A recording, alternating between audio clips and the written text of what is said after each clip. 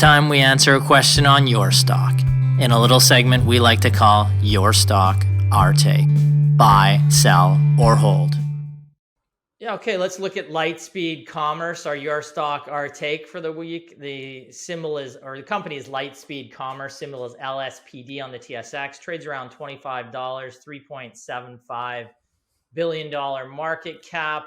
What does the company do? Well, Lightspeed is a point of sale or POS platform solutions provided for small to medium-sized enterprises, primarily in the retail and restaurant industries. Lightspeed provides end-to-end solutions that integrate front-end software, back-end software, and payments. These former market darling is down around 50% year to date and 85% from this past September.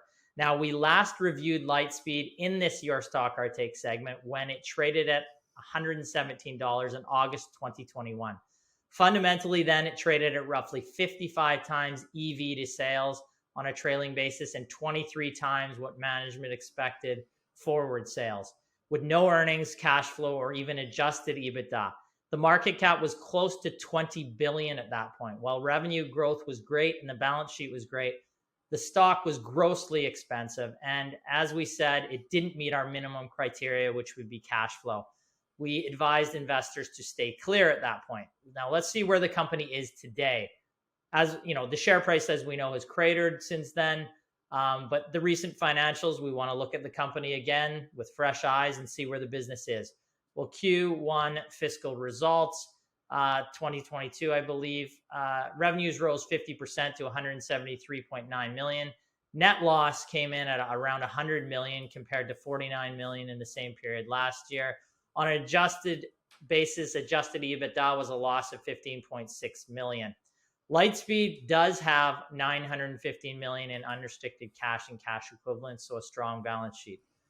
There's been strong growth in revenues historically, but not even a sniff of operational profitability historically. Our conclusion here, with Lightspeed shares down roughly 85% from its September highs, it now trades at 4.2 times EV to trailing sales and 3.1 times expected fiscal 2023 sales. The company has a target, it has had a target in the past of EBITDA margins in the range of 20%, but current margins are still negative. The company is nowhere near that. Analyst expectations are for break-even adjusted EBITDA by Q1 of fiscal 2024. So we're in Q1 of 2023. It's roughly 2 quarters. Q1 just was posted.